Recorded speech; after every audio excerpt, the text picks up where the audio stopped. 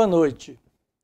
Que a graça e a paz de nosso Senhor Jesus Cristo continua nos nossos corações. Mais uma vez, Deus permitiu nós estarmos aqui para trazer mais uma mensagem de fé pregada pelo nosso precioso profeta. Nós vamos pregar nessa noite uma mensagem, eu dou o título de Aproximação de Deus.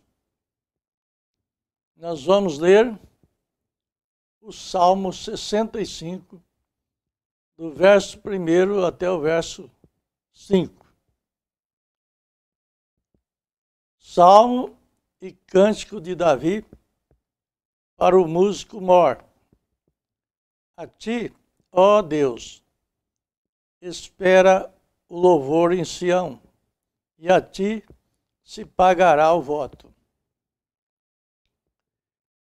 Ó, tu que ouves as orações, a ti virá toda a carne. Prevalecem as iniquidades contra mim, porém tu limpas as nossas transgressões, e bem-aventurado aquele a quem tu escolhes e fazes se aproximar de ti, para que habite no teus átrios. Nós seremos satisfeitos da bondade da tua casa e do teu santo templo. Com coisas tremendas em justiça nos responderás, ó Deus da nossa salvação. Tu és a esperança de toda a extremidade da terra e daqueles que estão longe sobre o mar. Amém? Vamos orar ao Senhor.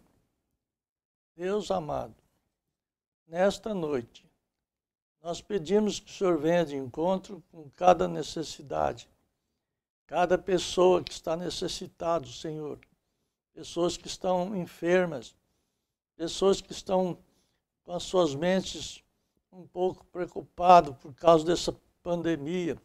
Senhor, que o Senhor limpa as nossas mentes, dê força para nós viver e vencer esta batalha. Em nome de Jesus Cristo, nós pedimos a cura para os enfermos, a solução de problemas para cada um, em nome do Senhor Jesus Cristo. Amém, Senhor, e abençoa a sua palavra nesta noite. Amém. Nós vamos observar como que Deus falou ali através de Davi. Bem-aventurado o homem a quem tu escolheu para se aproximar de ti, para que ele, o escolhido, se aproximar e possa habitar em teus átrios. Vamos observar que o átrio ainda não é o Santíssimo. O átrio é onde nós podemos, ou alguém podia aproximar do lugar santíssimo, mas era uma primeira etapa, ainda tinha outras etapas, que era o lugar santo e depois o Santíssimo. Mas veja, Davi disse, bem-aventurado o homem que tu escolheu para se aproximar de ti, para que ele, o escolhido, se aproximar, possa habitar em teus átrios. Então, notamos que, você sabe, observe a aproximação de Deus. Deus tem uma maneira de abordar, de aproximar. Você sabe, se você vai visitar um rei, há uma maneira de abordá-lo. Existe uma maneira de aproximar. Bem, tome mais simples isso. Vamos tomar uma coisa mais simples. Quando um moço que quer se aproximar de uma moça para se familiarizar com ela, existe uma certa maneira de aproximar. Você simplesmente não pode chegar lá e dizer: ei, eu gostaria de conhecê-la e apertar sua mão. Ela não é muito uma dama, ela permitirá que você saiba onde entrar e sair. Tudo certo. Há uma certa maneira que você deseja aproximar. Você quer descobrir com respeito a ela e assim por diante. Então tem a sua maneira de aproximar, de abordar dela. Agora, há uma maneira também de abordar todas as coisas. Há uma maneira de aproximar de Deus. E se não conhecemos essa maneira, essa aproximação de Deus, nunca conseguiremos ter uma audiência com Deus. Veja, você tem que saber. Em um tribunal, se você simplesmente não se aproxima e o juiz fica, você de pé e diz: ei, juiz, eu quero falar um pouco com você. Olha, alguém jogaria você para fora da sala do tribunal e trancaria você fora por conduta desordenada ou desordeira. Veja, existe uma maneira de abordar o juiz. E devemos encontrar o caminho para o grande juiz divino, o próprio Deus. Quando uma vez o homem, através de seres angelicais, talvez quando ele veio diante da presença da sua majestade, o grande rei do céu, talvez, e talvez se aproximou de alguma outra maneira, mas desde que o pecado separou o relacionamento. Agora, veja, o relacionamento. Agora, quando o homem pecou no princípio, no Éden, ele se separou. E se separou de toda a presença de Deus. Separou a sua própria vida. A linha de vida foi separada. Ele foi separado do Criador, sem jamais vê-lo novamente, por causa do seu pecado, sua incredulidade em confiar em Deus, o havia separado. Então, veja bem, esse é o único pecado que existe. É o seu pecado de incredulidade. Veja bem, irmãos, como que isso parece que é de uma maneira mais comum, mas não é, é uma maneira incomum. Nós vamos ver que a descrença é o seu pecado.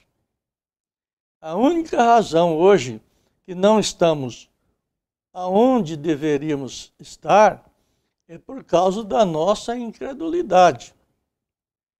É isso mesmo. É porque os milagres e as coisas não estão na igreja como deveriam ser, é por causa da incredulidade. Nos separar. A incredulidade nos separa. E você diz: mas eu sou crente. Eu creio em Jesus. Mas vamos pensar um pouco. Você crê em toda a palavra? Que a Eva também cria. E a Bíblia diz ali em Tiago que os demônios também creem. estremecem, porém não obedecem. Jesus disse: se as minhas palavras estiverem em vós, isto é, se vós estiverdes em mim, que é o que todo mundo diz que crê em Jesus, então vamos dizer que Jesus está dizendo: se vós estiverem em mim, você diz: eu creio em Jesus. Mas ele disse: mas se as minhas palavras estiverem em vós, ainda que esteja morto, viverá. Agora, é porque o pobre, o homem lá fora, existe um pecado. Um assassinato ou outras coisas em nosso mundo hoje. E todos os tipos de coisas desastrosas acontecem.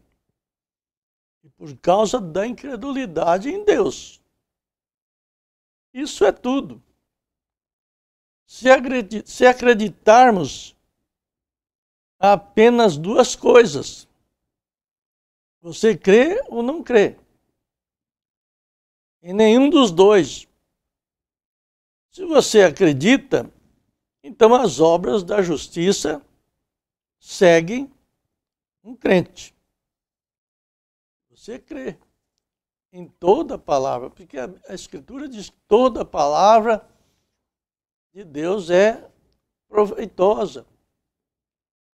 E temos que crer em toda a palavra. Não é todas as palavras, mas é em toda a palavra. A palavra é de Gênesis e Apocalipse. É o alfa e o ômega. Agora, veja bem. Se você não acredita, as obras da injustiça te seguem.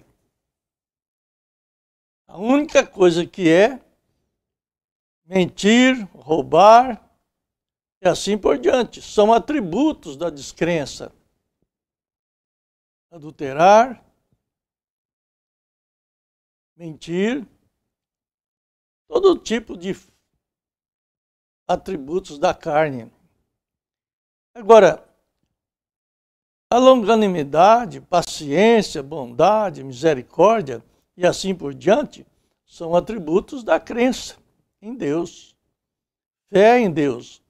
Agora, mas quando o homem foi cortado da presença de Deus, sem maneira de se aproximar, sua única linha de vida, tudo foi cortado. Ele foi deixado sombriamente, irremediavelmente, sem nenhuma maneira de se aproximar do Criador. Pensa bem vocês isso. Pensa. Agora voltamos a pensar. Veja bem. Pensa que isso foi muito cruciante para nós, para o homem. Ser separado, cortado da presença de Deus. E agora veja como o salmista disse ali, no versículo 4. Bem-aventurado é aquele a quem tu escolhes. Veja bem, pensa nisso. Escolhe e faze se aproximar de ti.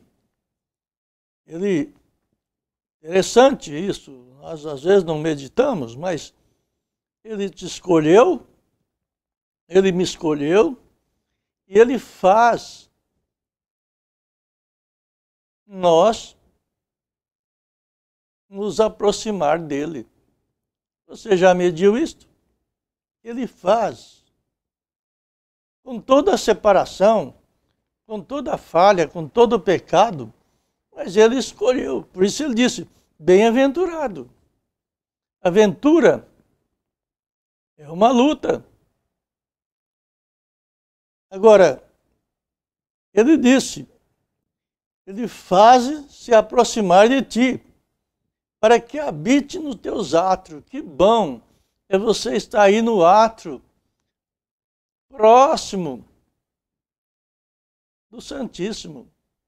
Porque se você está na justificação, logo você pode partir para a santificação. E quando você entra na santificação, você tem tudo para entrar no Santíssimo, que é a glória da Shekinah, que é véu adentro.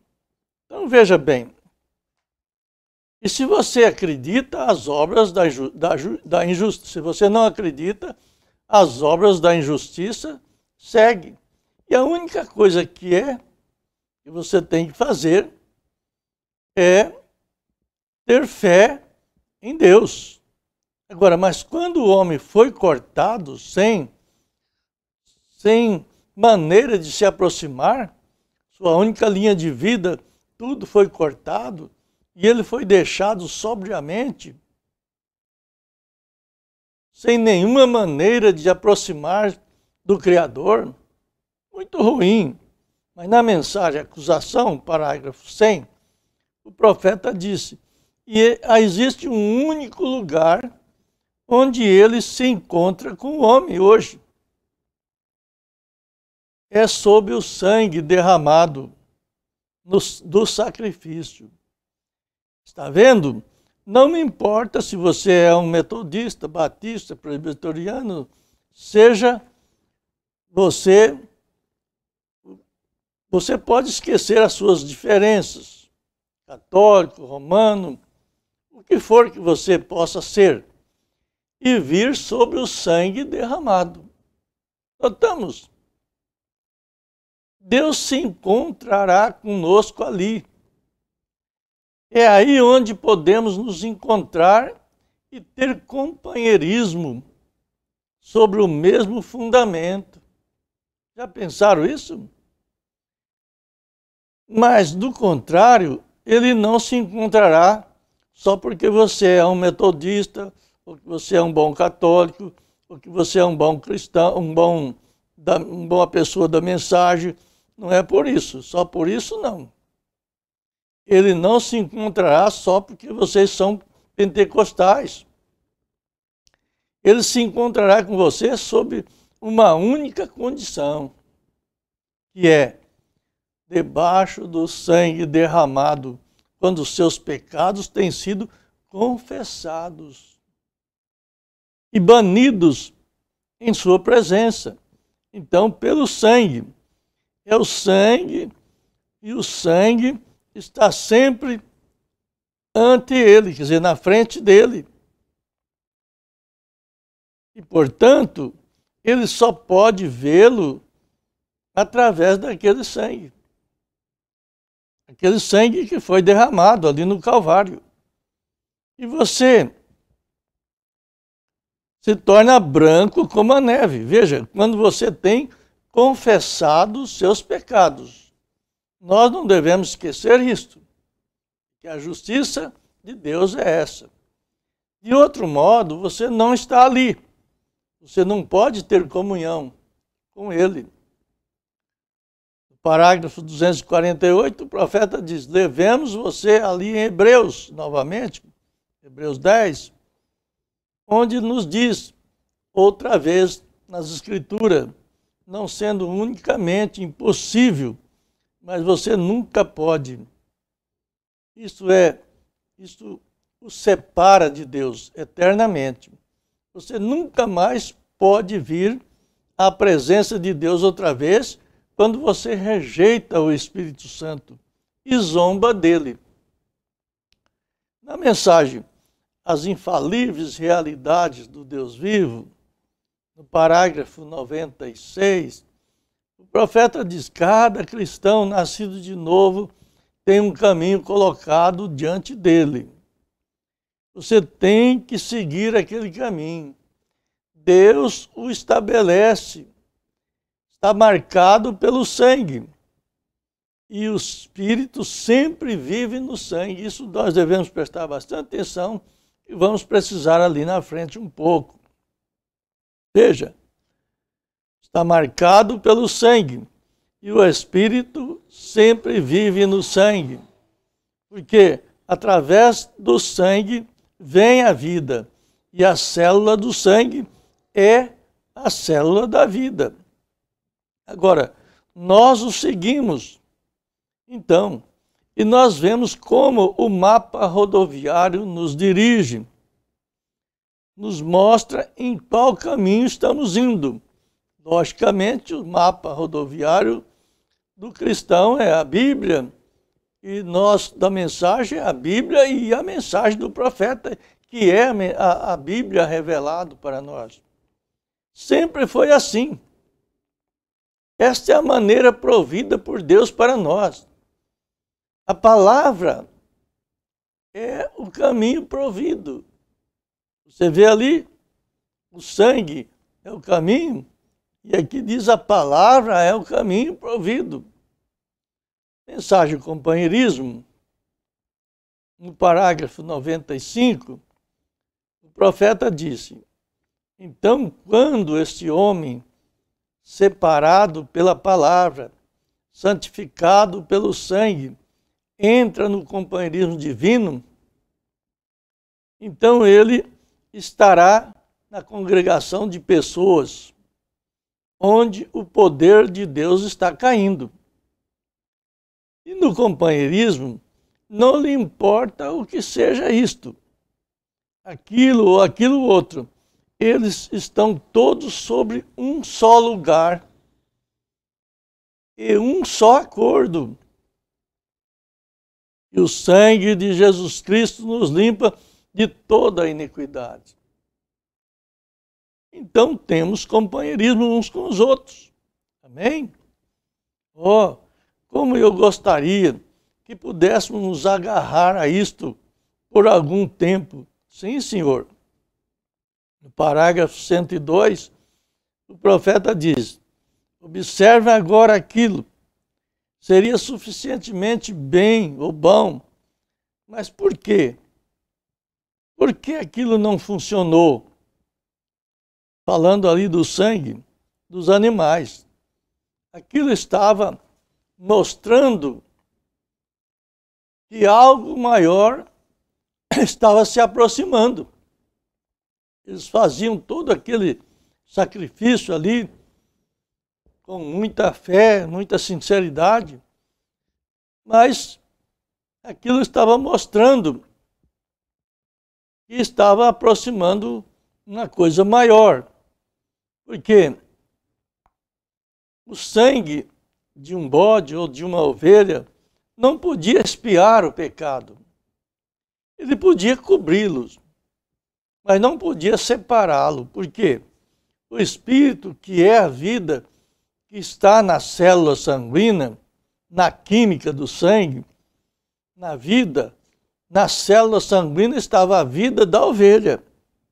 E aquela ovelha que havia morrido, a vida dela não podia voltar sobre o adorador. Veja bem.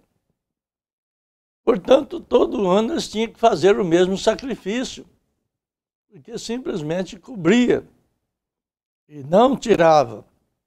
Você vê que quando João batizou Jesus, ele exclamou com bastante altura: eis o Cordeiro de Deus, que tira os pecados do mundo. Ele não disse que cobre os pecados, mas que tira. Mas quando chegamos ao Calvário, pela fé, colocamos as mãos sobre o Cordeiro de Deus, e sua célula sanguínea foi rompida, o qual não era nem judeu e nem gentil, era o sangue de Deus. Vocês vão notar que aquele sangue que estava correndo nas veias de Jesus, do Emanuel, que é Deus conosco, aquele sangue não veio de nenhum homem da terra. Aquele sangue foi gerado pela palavra de Deus no ventre da Maria. Veja, então era o sangue de Deus. E nós, naquele sangue inadulterado, não através de sexo, mas através de um ato criativo de Jeová. É necessário pensar nisso, porque senão nós nunca entenderemos o mistério do sangue de Deus. Nós sempre ficamos flutuando. Mas Ele mesmo, o Jeová, Ele mesmo, o qual criou a célula sanguínea no ventre da Maria. Veja bem, pensa bem nisso. Trouxe o Filho de Deus. Como que Ele criou aquele sangue? Como que Ele criou aquela célula? Pensa nisso. Pela palavra que você ouve hoje, a palavra, essa mesma palavra, haja, que criou os céus e a terra, essa mesma palavra foi que gerou o Filho no ventre da Maria. Quando colocamos nossas mãos ali e confessamos que Ele é o nosso Salvador e nosso Deus, e quando colocamos nossas mãos sobre Ele pela fé, e sobre o sangue que foi derramado ali no Calvário, nós somos trazidos para o companheirismo novamente. Veja, aquilo que Adão perdeu lá no Éden, nós adquirimos agora no Calvário. Isto é necessário que nós entendamos, porque senão nós vamos sempre ficar crentes mendigando.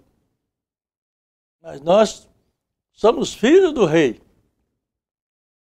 Nós temos que nos comportar como filhos do Rei.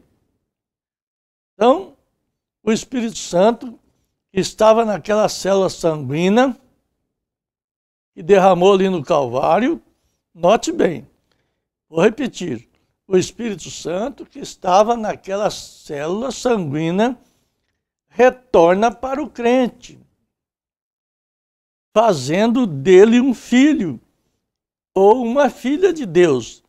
Então temos companheirismo. Isso é muito importante. Nós vamos chegar ali na frente para entender o que é que Deus quis fazer com nós por trazer Jesus para nós. Às vezes nós pensamos, só para perdoar o nosso pecado. Não pensa só nisso, não pensa nisso. Se Ele não perdoar o nosso pecado, nós não temos contato com Ele. E se nós não confessarmos os nossos pecados, nós não temos a remissão dele. E o seu Espírito Santo escreveu a Bíblia.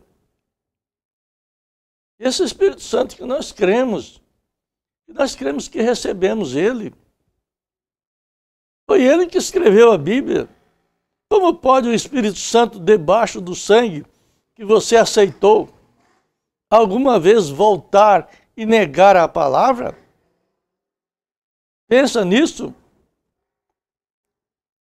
Aí está o companheirismo debaixo do sangue. Amém? Cristo é o mistério de Deus revelado, parágrafo dos 377. O profeta diz aqui: agora Ele santificou com o seu Espírito e sangue.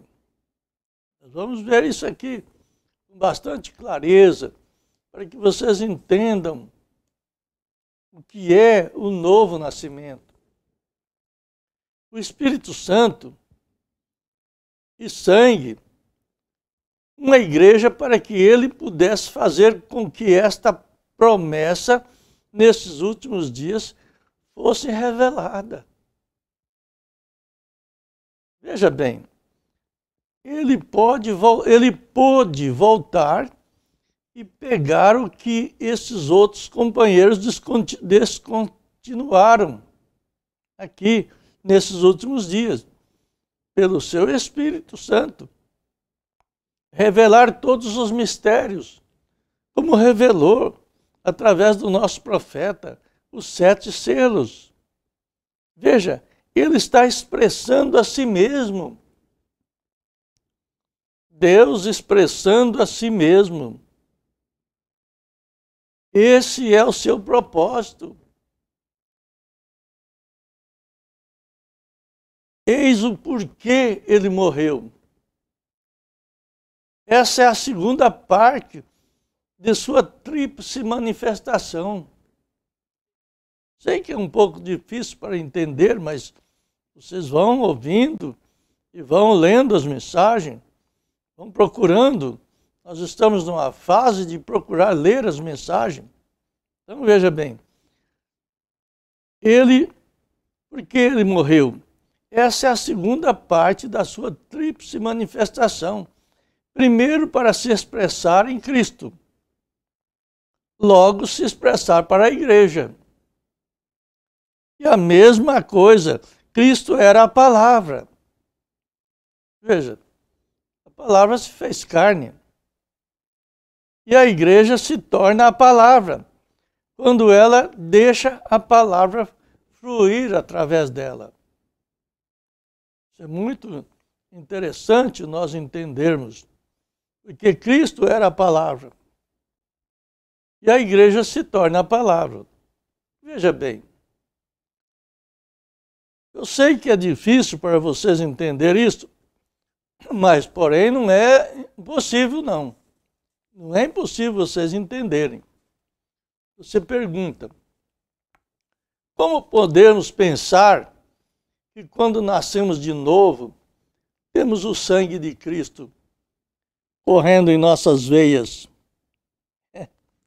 Pergunta muito crítica e muito batida, porque eu vejo que as pessoas não estão entendendo o reino. Com certeza Jesus falou, São João 3:3. É necessário nascer de novo. Isso quer dizer, é necessário você morrer para o seu conhecimento e nascer para o conhecimento de Deus. Quando nascemos de novo, temos o sangue de Cristo em nosso corpo. Preste atenção. O verbo que era a palavra, ele se fez carne, não é isso? Jesus não era o verbo não era Deus, o verbo não se fez carne e habitou entre nós. Para que esse verbo se fez carne para habitar entre nós? Logo no Calvário, aquele sangue gerado pela palavra foi derramado pelo pecador. Olha, não é só simplesmente para a tinta do sangue ter valor para nós. Não era isso só. Veja bem, aquele sangue foi derramado. Aquela palavra encarnada derramou sangue pelo pecador, moribundo. Aquele sangue, fala a Bíblia, disse então que se tornou a palavra. Aquele sangue se tornou a palavra novamente. E quando nós cremos na palavra, ela se torna sangue em nós, pela fé. E a fé vem pelo ouvir a palavra de Deus. Veja bem, vou repetir isso para ver se vocês compreendem. O verbo, que é a palavra, se fez carne e habitou entre nós, para que nós crêssemos na palavra e essa palavra entrasse em nós. E a palavra é o sangue. Veja bem, quando Abel morreu ali no Éden, o sangue dele que falou. Deus falou isso. A voz do seu sangue clamou a mim. Olha, o sangue tem voz. O sangue tem teofania. O sangue tem o homem secreto dentro. E é a vida. Então esse sangue volta, saiu do Calvário e volta para a igreja, para que a igreja seja o mesmo sangue, que é a noiva. A noiva tem que sair do corpo do noivo. Então, veja bem,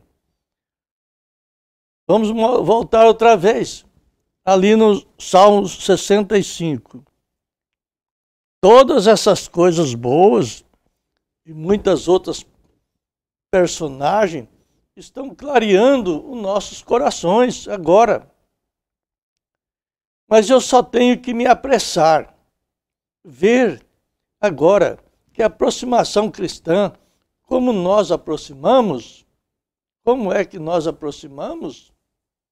Um dia, como Deus fez no Jardim do Éden, pegou um cordeiro inocente que estava em figura de Jesus Cristo e matou por uma cobertura e tirou o cordeiro, despiu o cordeiro e colocou no homem pecador, para que ele pudesse ter a cobertura dos inocentes. Deus também levou seu filho no Calvário e despojou sua carne e derramou o seu sangue e a célula da vida que está no sangue, renunciando ao Espírito para que ele pudesse tomar a justiça de Deus e cobrir os culpados, que somos nós, e assim existir a aproximação de Deus. Viu como Deus aproxima de nós? Através do sangue. Que grande glória, que grande mistério, que grande segredo é você poder ouvir a voz de Deus e crer que Ele te escolheu para o seu átrio, para crescer na sua fé, a virtude, a ciência, a temperança, a paciência, a piedade, o amor fraternal, para chegar à estatura de Jesus Cristo, chegar ao mesmo tamanho e ser transformado de corpo carnal para um corpo glorioso. Nós cremos assim. Essa é a promessa para os eleitos. Nós estamos felizes em saber disso. Não temos como ficar aborrecidos ou ficar como que desprevenidos. Não, nós temos um caminho em nossa frente. E esse caminho nós vamos até chegar ali no momento da ressurreição dos mortos e da transformação dos nossos corpos, aqueles que estiverem vivos. Amém? Deus abençoe a todos, em nome do Senhor Jesus Cristo.